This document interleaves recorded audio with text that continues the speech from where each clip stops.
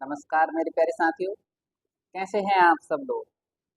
आशा है कि आप सब लोग कुशल मंगल से होंगे और आप सबकी जो पढ़ाई है बहुत ही शानदार तरीके से चल रही होगी। आइए आज सब लोग जुड़ जाइए और हम इस सेशन में एक ऐसा वंश पढ़ने वाले हैं जिसने कि अपना नाम, अपना तो देश तो छोड़िए, विदेशों में तक अपना नाम का विकास किया था। और एक ऐसा पहला सम्राट था जिसने अंतरराष्ट्रीय विवाह भी किया था। तो आपका वो वंश है जिसका नाम है मौर्य वंश। कौन सा वंश है आपका? मौर्य वंश। तो आप सब लोग हेडिंग डाल लीजिए, मौर्य वंश के बारे में हम पढ़ रहे हैं, है ना। तो चलिए देखिए, अब बात आती है कि ये मौर्य वंश आया कहाँ से है, इसकी शुरुआत कहाँ से हुई। तो पिछली क्लास में हमने पढ़ा था कि कहाँ की बात चल रही है आपकी, आपने सुना था मगध के बारे में। इसके बारे में, मगध जो आपकी आधुनिक बिहार में पड़ता है। अगर आज वर्तमान में देखें तो वर्तमान कहाँ पड़ता है आपका? बिहार। अब मगध जो था, मगध पे शासन था आपका नंद वंश का। किस वंश का शासन था आपका? नंद वंश का शासन था, जिसको हमने पढ़ लिया था। और नंद वंश का अगर आपसे पूछा जाए कि इसका संस्थापक कौन है, तो बताइए नंद वंश का संस्थापक कौन था। तो आप बताएंगे सर कि नंद वंश का जो संस्थापक था उसका नाम था महापद्मानंद। कौन थे आपके? महापद्मानंद। ठीक है। अब नंद वंश जो थे, इसका शासन किसका चल रहा था, इसके अंतिम शासक की अगर हम बात करें तो अंतिम शासक कौन थे आपके? तो आप बताओगे कि सर अंतिम शासक थे, उनका नाम था घनानंद। क्या नाम था? घनानंद। घनानंद जो थे, आपने सुना है कि घनानंद इतना बड़े साम्राज्य का अकेला शासक था। और जब साम्राज्य ज्यादा बड़ा हो जाता है, अब जब उसका विकास कोई नहीं करता है, तो धीरे धीरे कहीं ना कहीं उसमें क्षरण होने लगता है और व्यक्ति उसका दुरुपयोग करने लगता है।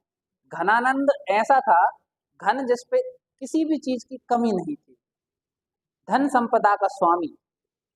अब वो क्या हुआ, उसको एक गलत आदत लग गई थी जिसको बोलते हैं सोमरस। क्या कहा जाता है? सोमरस का ये आदी हो गया था और अपने ना तो क्षेत्र का विस्तार कर रहा था, और जो लोग इसका विस्तार करते थे तो उनको भी वो करने नहीं देता था। बस जो इसकी प्रशंसा करते थे उनके ही फेवर में ये बोलता था। तो घनानंद, घनानंद का जो विरोध होता है वो किसके साथ होता है? आप बताओगे चाणक्य के साथ। किसके साथ विरोध होता है? चाणक्य के साथ। क्यों? क्योंकि जो चाणक्य थे, तो आपको याद रखना, ये तक्षशिला स्कूल में पढ़ाते थे। तक्षशिला विश्वविद्यालय। तक्षशिला विश्वविद्यालय के कौन थे? तो आप बताओगे कि सर ये आचार्य थे वहां। घनानंद का विरोध किसके साथ बढ़ा? चाणक्य के साथ। और चाणक्य कहने का कहना था कि हम अपने जो देश को ऐसे ही खत्म नहीं होने देंगे। और जो है, अब फिर चाणक्य जो है एक साजिश रचते हैं। उस साजिश के तहत घनानंद की हत्या करवाते हैं। किसके द्वारा हत्या करवाते हैं? तो आपको याद रखना, घनानंद की जो हत्या की थी वो किसने की है? आप बताओगे इसकी हत्या किसने की है? तो आप बताएंगे सर चंद्रगुप्त मौर्य ने। किसने की है? चंद्रगुप्त ने। ठीक है ना। अब आपको याद रखना कि चंद्रगुप्त आए कहाँ से। तो कहीं कहीं जैन ग्रंथों में ऐसी जानकारी मिली है कि जो एक चंद्रगुप्त की माँ थी, एक दासी थी। क्या थी? दासी। और ऐसा कहीं कहीं जानकारी मिलती है कि ये घनानंद का ही दास पुत्र था। कैसा पुत्र माना जाता है? दास पुत्र। मतलब है कि इसकी, इनकी मम्मी से इन्होंने शादी नहीं की थी, नाजायज संबंध के कारण चंद्रगुप्त का जन्म हो गया था। और उसके कारण जो है, अब वो माता को, इसकी माता को इन्होंने नहीं अपनाया। मतलब इनको अपनी रानी नहीं बनाया, दासी थी, दासी बनाए रखा। ये बात बुरी लगती थी किसको? चंद्रगुप्त मौर्य। तो क्या हुआ, अब ऐसा पता पड़ता है कि घनानंद ने जो है इनकी माता को अपने साथ ही रखा, और उनकी माता ने चाहा कि बच्चा हमारा स्वस्थ रहे, इसलिए उसको राज से निकाल दिया। अब निकाला कैसे? तो पता पड़ा कि ये घनानंद जो था, कौन था? घनानंद ने एक शिकारी के हाथों चंद्रगुप्त मौर्य को बेच दिया था। क्या कर दिया था आप बताओगे? एक शिकारी के हाथों जो चंद्रगुप्त मौर्य को बेच दिया था, जैसा कि आप बाद में सुनते हैं घनानंद ने उसे खरीद सॉरी चाणक्य ने उसे खरीद लिया था, है ना। तो चलिए अब ऐसी ही इंटरेस्टिंग कहानी हम आगे पढ़ते हैं। आप सब लोग हेडिंग डाल लीजिए आपकी कौन सी, आप कहोगे सर मौर्य वंश की हेडिंग डाल लीजिए। आप कौन सा वंश पढ़ रहे हैं अपन? आप बताओगे मौर्य वंश। तो मौर्य वंश की जो शुरुआत होती है आपकी, इसका संस्थापक लिख लीजिए आप कौन है। तो मौर्य वंश का संस्थापक कौन है आपका? एक बार बोलिए कौन है? तो आप बताओगे चंद्रगुप्त मौर्य है। मौर्य वंश का संस्थापक चंद्रगुप्त मौर्य, ठीक है ना। अब आप बताओगे इसने जो है अपने आचार्य, आचार्य कौन है आप इनके? तो आप बताओगे चाणक्य की सहायता से, चाणक्य की सहायता से घनानंद की हत्या की, घनानंद की हत्या की। ये आपको थोड़ा सा ओवरऑल याद रखना है। अब आप कहोगे कैसे, कहाँ, कब क्या हुआ? तो आप थोड़ा सा याद रखिए कि चंद्रगुप्त मौर्य जो था पहले छोटा सा बालक था, जैसा कि अभी मैंने बताया कि आपके घनानंद ने जो है एक शिकारी जो था उसे बेच दिया था। घनानंद, अब जी याद रखना, जी कौन है आपका? चंद्रगुप्त। कौन है आपका? चंद्रगुप्त। चंद्रगुप्त को खरीद लिया किसने? एक था अमात्य राक्षस, अमात्य नाम था उसका, अमात्य राक्षस, ठीक है ना। अमात्य राक्षस को बेच दिया था किसने? घनानंद। यानी आपको याद रखना घनानंद ने अमात्य राक्षस को किसको बेच दिया? चाणक्य, चंद्रगुप्त को। अब चंद्रगुप्त जो था, अब इसका जो राक्षस क्या करता था, लोगों के और भी बच्चों को पाल लिया था उसने। अब और बच्चों को बंदी बना लिया तो ये इसके मित्र बन गए थे। कौन बन गए थे आपके? मित्र बन गए थे। इधर एक खेल होता था, क्या होता था आपका? खेल, जिसका नाम था आपको याद रखना राजकिलम खेल। खेल का नाम क्या था आपका? आप बताओगे राजकिलम खेल। अब राजकिलम खेल में क्या था, एक जो है आपके कुत्ते को बांधा जाता था, ऐसी कंडीशन रखी उसने। क्या कंडीशन रखी कि ये जो इधर कुत्ता बंधा हुआ है आपका, उसको जब वो छोड़ेंगे तो इधर एक बच्चे को उसने कहा कि जो भी बच्चा इस कुत्ते से पहले इधर मंजिल तक पहुंच जाएगा तो इन सबको आजाद कर दिया जाएगा। मतलब कौन? आपके जो उसके दोस्त थे, और चंद्रगुप्त को भी। लेकिन क्या हुआ, अगर मान लीजिए कुत्ते ने उनको पकड़ लिया तो फिर ये सब बंदी बन जाएंगे। ऐसा दूर से देख रहे थे आप कौन? चाणक्य। चाणक्य अपने शिष्य के साथ थे, ठीक है ना, और वे सब घटना देख रहे। तो क्या हुआ, चंद्रगुप्त डिसीजन लेता है कि नहीं, मैं इस रिस्क को ले सकता हूँ और मैं अपने मित्रों की रक्षा के लिए मैं भागूंगा। अपने हाथ में वो मांस का टुकड़ा था उसे लेकर, ठीक है ना। तो इस ऐसे जो डिसीजन को देख रहे थे चाणक्य, तो चाणक्य ने सोचा कि ये बहादुर बच्चा है। कैसा है? बहादुर है, और इसमें एक नेतृत्व का गुण है और दूसरों के प्रति दया का भाव, कि मतलब ये अकेला आगे नहीं बढ़ना चाह रहा है, अपने दोस्तों को भी ले जाना चाहता है। तो ऐसे करके जो था आपका ये राजकिलम खेल में जीत जाते हैं कौन? आपके चंद्रगुप्त। और अब जीतने के बाद जो है अमात्य राक्षस से, किससे से? अमात्य राक्षस से आपको याद रखना 1000 करसापण। कितने करसापण? आप बताओ, जो उस समय मुद्रा चलती थी उसका नाम था 1000 करसापण, मैं खरीदा। किसने खरीदा था? तो आप बताओगे 1000 करसपण में चंद्रगुप्त को खरीदा था किसने? घनानंद। किसने खरीद लिया था? घनानंद ने, आपको याद रखना, खरीद लिया किसको?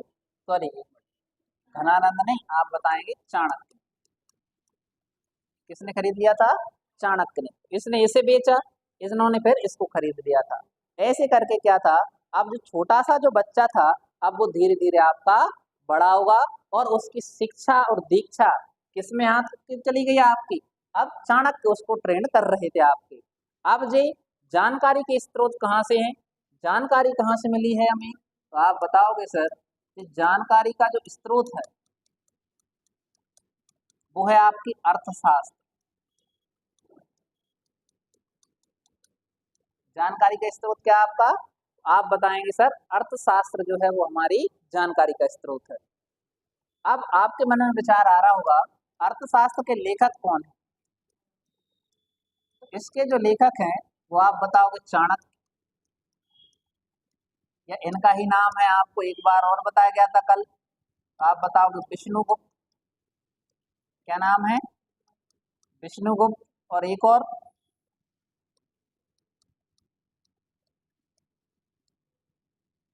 कौटिल्य।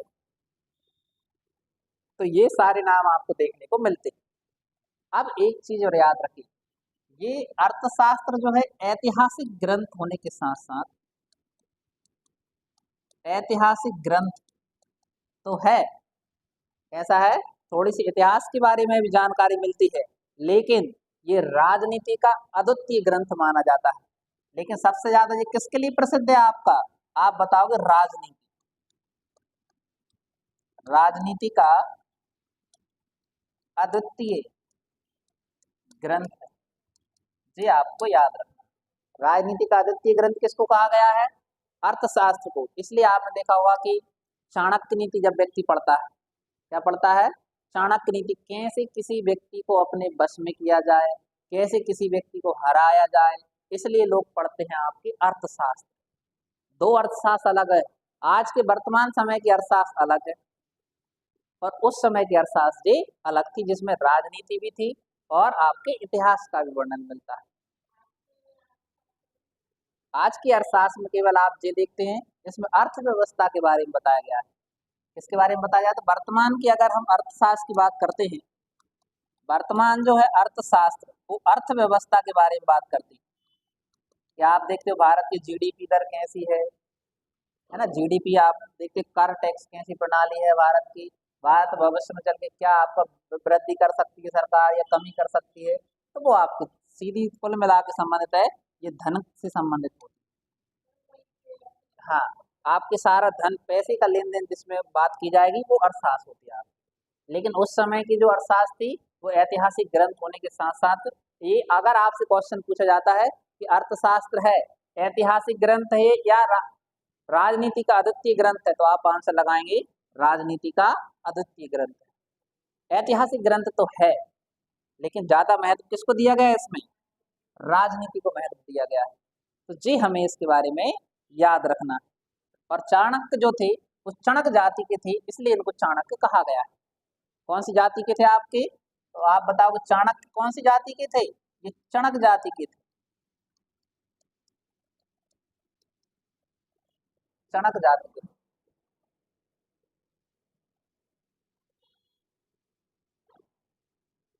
ठीक है ना, अब इतना हमने थोड़ा सा चाणक्य के बारे में भी देख लिया है। अब बात आती है कि जो चंद्रगुप्त थे आपके, कौन थे, तो चंद्रगुप्त थे, तो इनके बारे में भी आपको थोड़ा सा याद रखना है। चंद्रगुप्त का जो समय माना गया है ये 323 ईसा पूर्व से, 323 ईसा पूर्व से 298 ईसा पूर्व तक इनका समय माना गया, 298 ईसा पूर्व। अब आपके मन में ये मत लगा लेना आपके इसका जन्म हुआ था 323, ये तो इसके शासन के बारे में बात चल रही है। किसकी बात चल रही है आपकी, इसका इसने शासन कब से किया था, कब राजा बने थे आप। अब देखिए, अब जो चंद्रगुप्त हैं इन्हें पहला ऐतिहासिक शासक भी कहा जाता है, तो आप लिख लीजिए भारत का प्रथम, भारत का प्रथम ऐतिहासिक शासक क्या कहा जाता है, भारत का प्रथम ऐतिहासिक शासक कहा जाता है। ठीक है ना, क्यों कहा जाता है, क्योंकि यहीं से भारतीय इतिहास को, भारतीय इतिहास को लिखने का क्रम शुरू किया गया है, लिखने का क्रम शुरू हुआ। अब यहाँ से जो आप जितने भी सारे वंश आएंगे, राजा महाराजा आएंगे, सबका आपको क्रम देखने को मिलेगा, कौन कौन समय समय पर आए हैं आप। यानी इतिहास का क्रम यहीं से चालू होता है। किस शासक से? तो आप बताओगे चंद्रगुप्त से। इतना आपको याद रखना।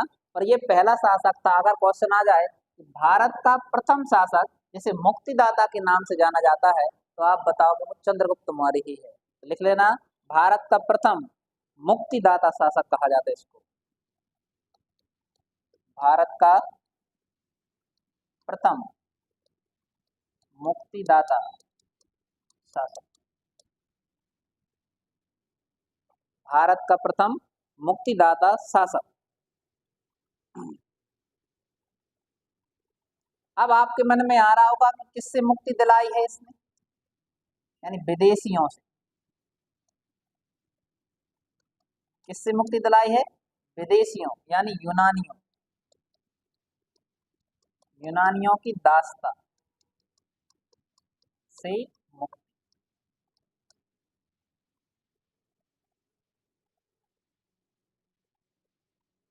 ठीक है ना।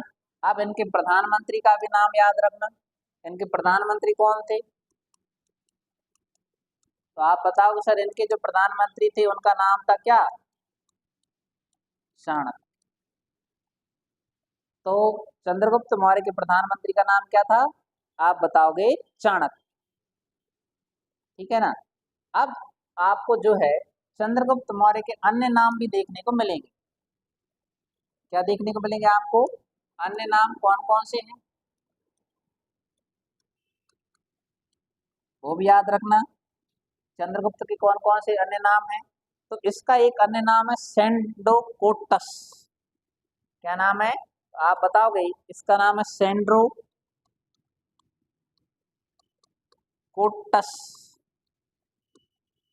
सेंड्रोकोटस। तो आप बताओगे सेंड्रोकोटस नाम किसने बताया कि यही सेंड्रोकोटस थे? तो आप उनका नाम बताएंगे। सेंड्रोकोटस नाम बताने वाले थे आपके विलियम जोन्स।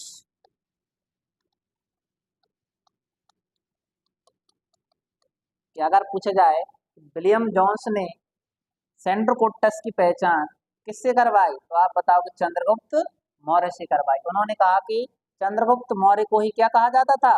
सेंड्रोकोटस कहा जाता था। अगर सेंड्रोकोटस ना मिले तो एक क्वेश्चन और भी आता है।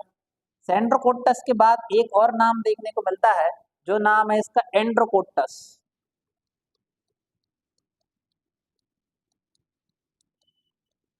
क्या नाम देखने को मिलता है अपने? एंड्रोकोटस। तो एंड्रोकोटस नाम बताया किसने आपका? तो आप बताओगे स्ट्रेबो और जस्टिन ने। एंड्रोकोटस नाम किसने दिया है इसको? स्ट्रेबो और जस्टिन ने। स्ट्रेबो और जस्टिन।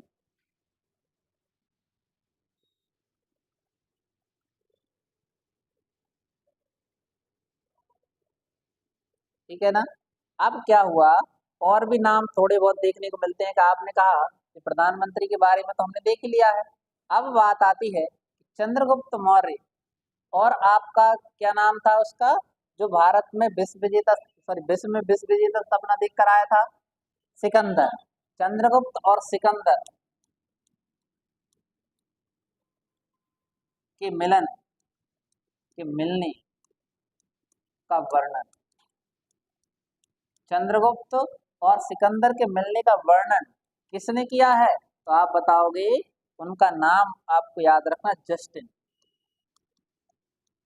तो अगर आपसे क्वेश्चन आता है कि बताइए किसने ऐसा बताया कि चंद्रगुप्त मौर्य और आपका सिकंदर आपस में मिले भी थे, कहीं इनकी मुलाकात हुई थी, तो मुलाकात के बारे में किसने बताया है? तो आप बताओगे सर जस्टिन ने बताया है। किसने बताया है? आप बताएंगे जस्टिन ने बताया। अब हमारे पास बात आती है कि अब क्या हुआ आगे। तो आप बताएंगे कि जो चंद्रगुप्त मौर्य था, चंद्रगुप्त मौर्य के समय आक्रमणकारी आया जिसका नाम था सेल्यूकस निकेटर। कौन आया था आपका? आप बताओगे कि चंद्रगुप्त के समय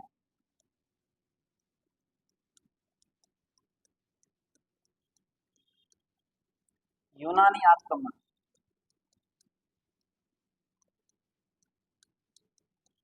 करता कौन था आपका, तो आप बताओगे सेल्यूकस निकेटर। क्या नाम था, आप बताओगे सेल्यूकस निकेटर। अब थोड़ा सा आप पिछली क्लास में जाइए, हमने बताया था कि जब सिकंदर आया था, सिकंदर व्यास नदी को पार नहीं कर पाया था और सिकंदर लौटते समय उसकी मृत्यु हो गई थी।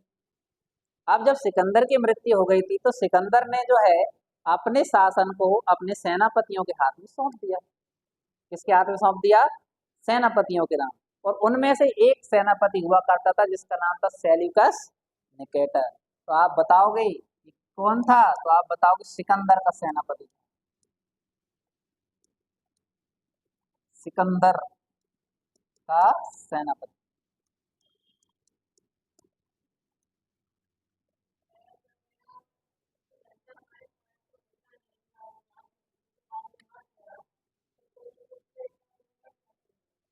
ऐसा बताया जाता है, कहीं कहीं अलग अलग, जैसे आप कह सुनते, जैसे ये कहाँ तक आ गया था आपका, व्यास नदी तक आ गया था।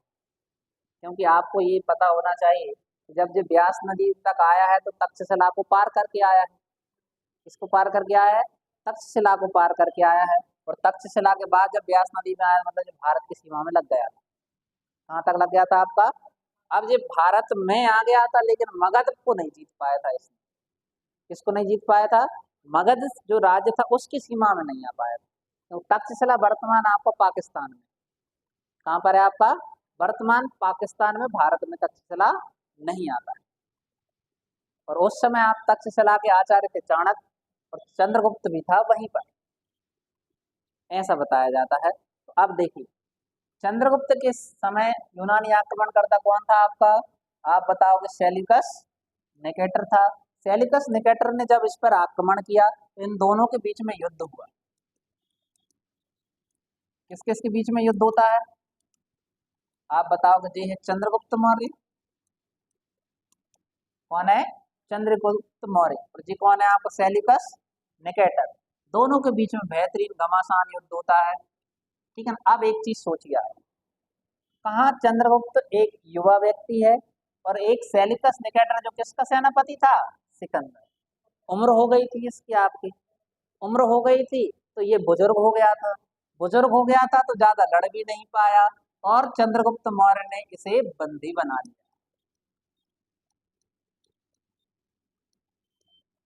क्या बना लिया, बंदी बना लिया। किसको बंदी बना लिया, तो आप बताओगे जिसका नाम है सेल्यूकस निकेटर को इसने बंदी बना लिया। अब सुनो क्या होता है, बंदी बनाने के बाद चंद्रगुप्त कहता है अब कहीं दोबारा से इधर आना नहीं है आपको, हमारे इधर आक्रमण भी नहीं करना है, और सुनो अब हम चल रहे हैं तुम्हारे साथ तुम्हारे गांव, देखने की तुम्हारा शासन कैसा है।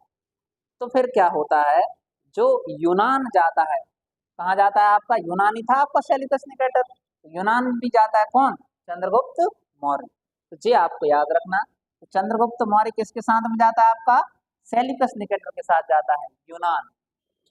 कहाँ पहुंचा, यूनान।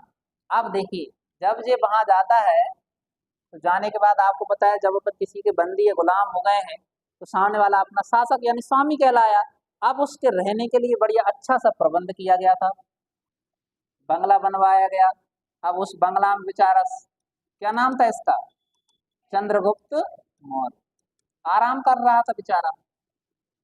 ठीक है ना। जब आराम कर रहा था तो अब इसके आसपास खड़े हुए थे लोग, जिसका नाम था आपका सेल्यूकस निकेटर, उसकी धर्म पत्नी भी थी। अब देखो, भारतीय शासक है, थोड़ी दया तो भारतीयों की खासियत, क्या है, थोड़ी दया भाव तो खासियत ही। अब उसने कहा कि तुम इधर सेवा में मत खड़े रहो, जाओ कि तुम भी सो जाओ। तो इधर जो था, इसका महल बना हुआ था। किसका महल बना हुआ था, आप बताओगे सेल्यूकस निकेटर। ठीक है ना। इधर दूसरे का रूम था जहाँ उनकी एक बच्ची भी सो रही, कौन सो रही थी, इनकी कन्या जो थी। अब तुम्हें पता है चंद्रगुप्त जो था चाणक्य का शिष्य था। अब योगा भी करता था बेचारा। अब सुबह सुबह कुछ नियम कानून भी थे उसके। तो एक सुंदर सा उपवन था। कैसा उपवन था? जिसको अपन वर्तमान में गार्डन कहते हैं। क्या कहते हैं अपन? गार्डन कहते हैं। तो वहां बढ़िया अच्छे से आपके सुंदर से वृक्ष लगे हुए थे। ठीक है ना?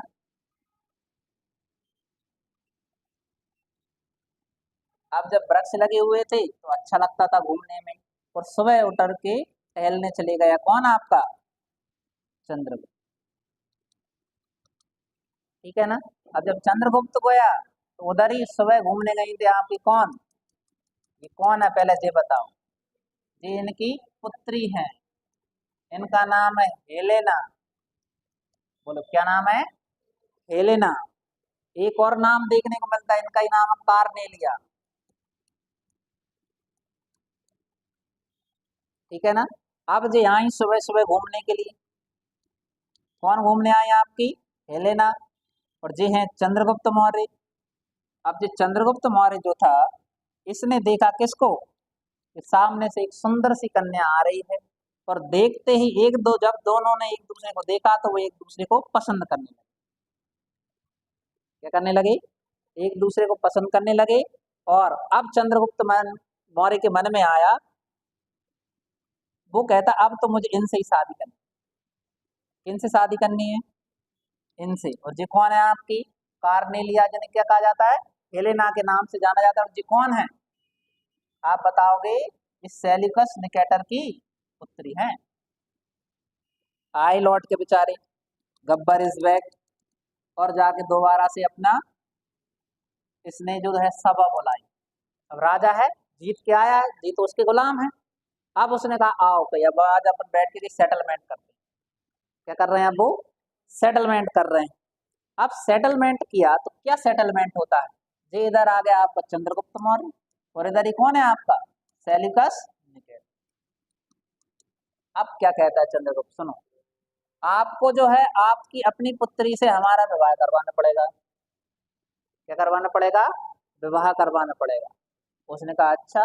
और और सुनो कहीं, आपको हमें कुछ क्षेत्र दहेज में देने पड़ेंगे। क्या देने पड़ेंगे?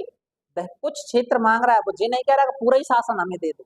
कहा आप ये जिसके रिश्तेदार बन रहे हैं ना, रिश्तेदारों सब कुछ तो मांग नहीं सकते। दहेज देखो, पता पड़ रहा है, 4 क्षेत्र मांग रहा में दहेज की शुरुआत ये पहले से ही चला आ रहा है दहेज तो भारत में। ठीक है ना? तो अब अपन ने कहा कि ये कहता है दहेज भी चाहिए, थोड़ा 4 क्षेत्र चाहिए अपने, और इसकी पुत्री के साथ विवाह भी करना है। ये आपको थोड़ा सा याद रखना है कि जब चंद्रगुप्त मौर्य और सेल्यूकस निकेटर के बीच में क्या शर्त हुई थी, तो अब हम वो बात करते हैं। तो क्या हुई आपकी? चंद्रगुप्त मौर्य और ये कौन है आपका? सेल्यूकस निकेटर के बीच में होती है एक शर्त, जिसको कहा जाता है, अपन कहते हैं डील होगी अब दोनों के बीच। क्या हुई पहली डील? तो पहला शर्त थी क्या? हेलेना से विवाह।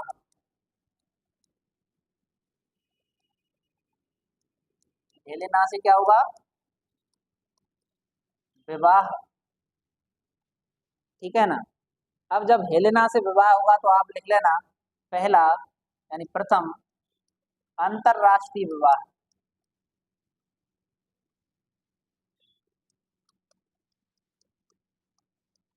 अंतरराष्ट्रीय विवाह। इतना आपको क्लियर है? अब देखो, ईरान यूनान इधर तो है नहीं है आपका।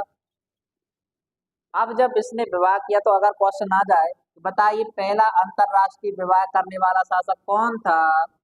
तो चंद्रगुप्त मौर्य था। इंटरनेशनल मैरिज की उसने। दूसरी कंडीशन क्या थी? ये भी याद रखना। इसने कहा कि आपको हमें 4 प्रांत जो हैं वो दहेज में देने पड़ेंगे।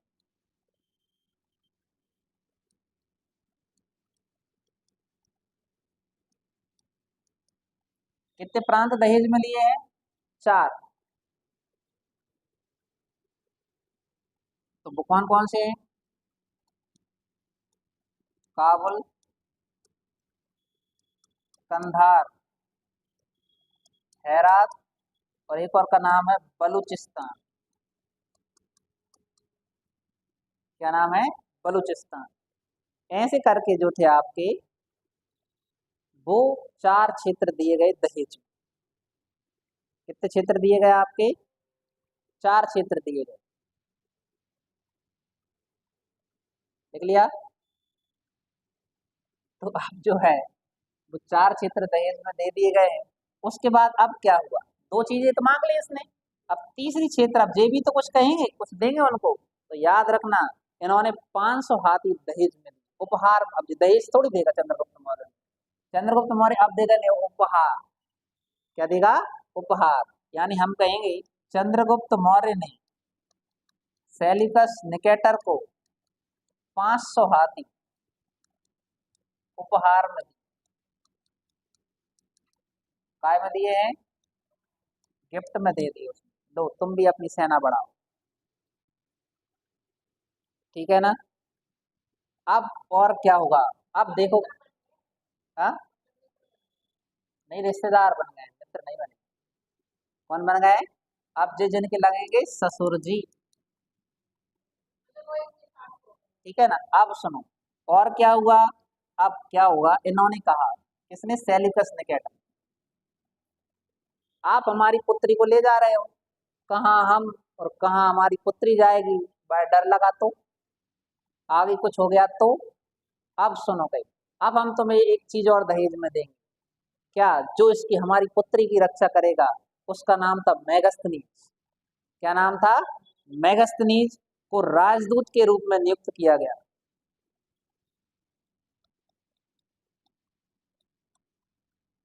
मेगस्थनीज को राजदूत के रूप में चंद्रगुप्त मौर्य के दरबार में भेजा। किसके दरबार में भेज दिया है? चंद्रगुप्त मौर्य के दरबार में भेज दिया। किसको? आप बताओगे? मेगस्थनी। जैसे आपने सुना होगा ना, थोड़ा सा पहले किसी कन्या का, छोटी बच्चियों की शादी हो जाती थी, अब वे अकेले जाने में डरती थी, मैंने अनकंफर्टेबल फील होता था। कोई छोटी बच्ची या उनके परिवार घर में से कोई उनके साथ नहीं जाता। जाता था कि नहीं जाता था? अब ऐसे ही भैया बिल ने इनके साथ किसको भेज दिया? मेगस्थनीज को भेज दिया। याद रखना ये कौन था आपका? तो मेगस्थनीज को कहा जाता है भारत में नियुक्त होने वाला प्रथम विदेशी राजदूत। तो आप मेगस्थनीज के बारे में क्या बताओगे? भारत में, भारत में नियुक्त होने वाला प्रथम विदेशी राजदूत।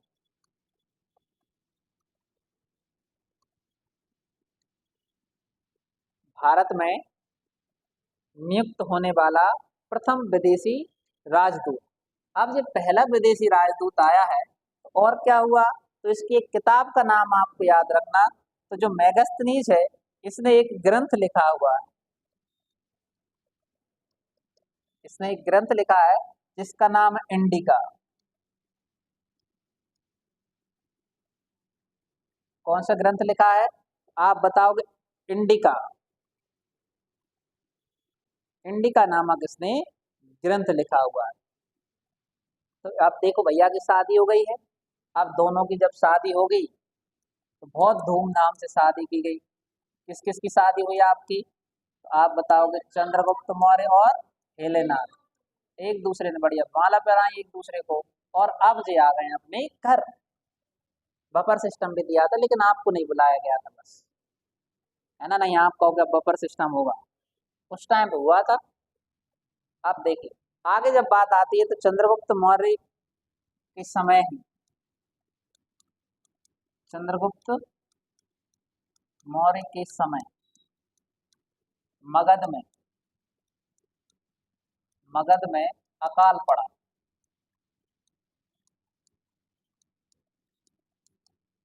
क्या पड़ा था? अकाल पड़ा था, भुखमरी फैलने लगी थी उस समय। हाँ जी, ये कही। हाँ, अब देखिए, चंद्रगुप्त मौर्य के समय आपको याद रखना क्या हुआ था। तो भयंकर तरीके से अकाल पड़ा। कब? तो आप बताओगे? 312 ईसा पूर्व। कब अकाल पड़ा? 312 ईसा पूर्व में। और इसी समय फिर हम बात करेंगे चंद्रगुप्त मौर्य के समय ही 300 ईसा पूर्व प्रथम जैन संगति का आयोजन हुआ। प्रथम जैन संगति का आयोजन हुआ, जिसमें आप देखते हैं कि जैन धर्म दो भागों में बढ़ जाता है ना। तो जैन धर्म के संस्थापक कौन थे, तो आप लिख लेना। जैन धर्म के संस्थापक जिनका नाम था ऋषभदेव।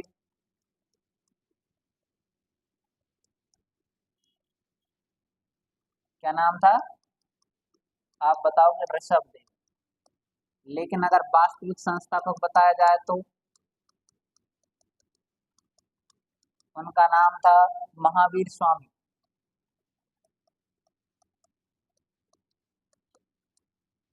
क्या नाम था वास्तविक? महावीर स्वामी। ठीक है ना। अब जब यहाँ पर अकाल पड़ा था तो चंद्रगुप्त मौर्य के एक मंत्री हुआ करते थे। कौन थे? गवर्नर। इन्होंने अपने गवर्नर, जिनका नाम था, उनका भी नाम लिख, पुष्यगुप्त वैश्य। पुष्यगुप्त वैश्य को आदेश दिया, जिससे इन्होंने सौराष्ट्र में, कहाँ पर? सौराष्ट्र में सुदर्शन झील। कौन सी झील की बात चल रही है आपकी? आप बताओगे। सुदर्शन झील का निर्माण करवाया।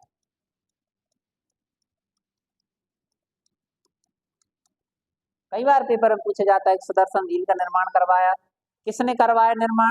तो आप बताओगे पुष्यगुप्त वैश्य ने। लेकिन किसकी परमिशन से करवाया था? चंद्रगुप्त मौर्य।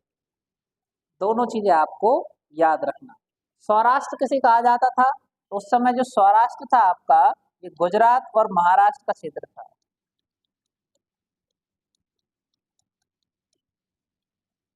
किसका क्षेत्र माना जाता है? गुजरात और महाराष्ट्र का क्षेत्र माना जाता था सौराष्ट्र। और सुदर्शन झील का निर्माण करवाया। क्यों करवाया? क्योंकि आप कहोगे सूखा पड़ने लगी थी, यानी सिंचाई के लिए। किसके लिए निर्माण करवाया? सिंचाई करवाने के लिए जो उन्होंने इसका निर्माण करवाया। जी आपको याद रखना। अब धीरे धीरे करके चंद्रगुप्त मौर्य जो है, इनका समय आगे बढ़ता जाता है और बेचारे की उम्र भी होती जाती है। क्या होती जाती है? तो हम बात करेंगे चंद्रगुप्त मौर्य के अंतिम समय तक क्षेत्र का विस्तार। क्षेत्र का विस्तार भी आपको याद रखना, कहाँ से कहाँ तक हो गया था। तो इसका जो क्षेत्र का विस्तार था, वो ऊपर हम बात करें तो उत्तर में हो गया था हिमालय तक। कहाँ तक विस्तार हो गया था? उत्तर में हिमालय। इधर पश्चिम की बात करें तो पश्चिम में पहुंच गया था आपका बंगाल की खाड़ी तक। कहाँ तक हो गया था? बंगाल की खाड़ी। और अगर हम पूर्व की बात करें तो पूर्व में कहाँ तक था?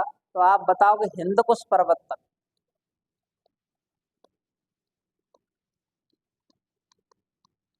पूर्व में कहाँ तक हो गया था? हिंदकुश पर्वत।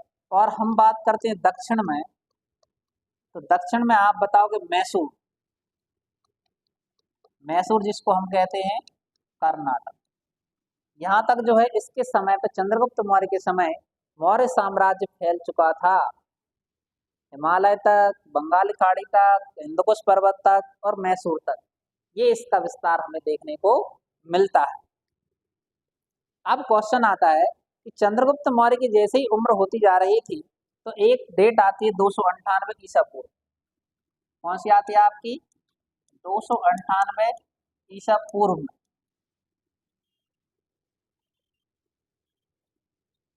अब जो है चंद्रगुप्त मौर्य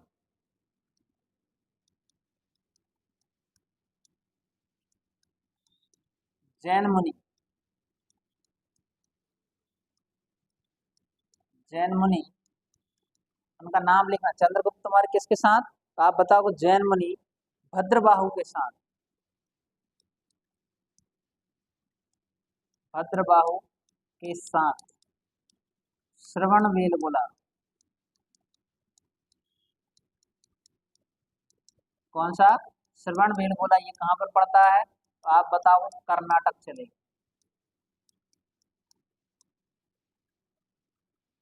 कहाँ चले गए थे आपके? श्रवण बेलगोला कर्नाटक में चले गए।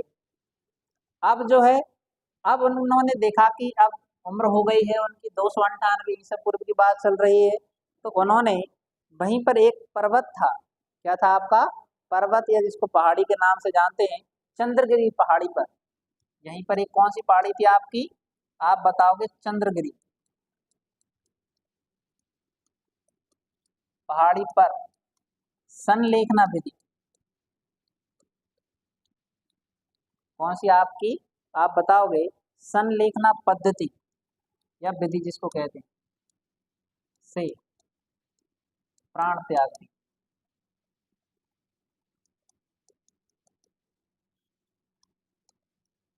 प्राण त्याग दिए, या जिसको अपन कहते हैं मोक्ष की प्राप्ति हुई।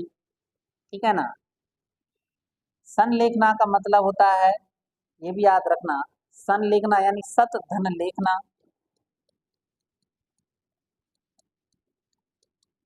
सत धन लेखना यानी संलेखना का जो अर्थ बताया गया है, अच्छा कर्म। अच्छा क्या बताया गया है? कर्म। और अच्छा कर्म का वो उपवास के द्वारा। किसके द्वारा? उपवास के माध्यम से।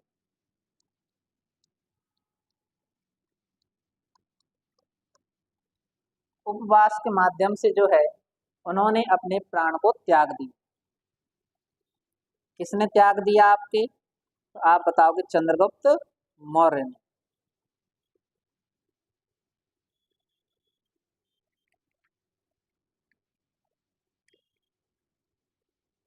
देख लिया? अब जैसे ही ये प्राण त्यागते हैं, तो उसके बाद इधर याद रखना, इनका जो उत्तराधिकारी था, कौन था? उत्तराधिकारी जो बना था, उसका नाम था बिंदुसार। बिंबिसार नहीं, क्या नाम है? बिंदुसार। क्या नाम है? बिंदुसार। ये आपका अगला शासक आता है। इसके बारे में जो है हम अगली क्लास में पढ़ेंगे। तो आपको जो है यहाँ तक पढ़ लेना है, देख लेना है, जो इम्पोर्टेंट चीजें हैं उनको साथ साथ में लिखते चलना है, क्योंकि चंद्रगुप्त मौर्य से संबंधित बहुत सारे आपको क्वेश्चन देखने को मिलते हैं।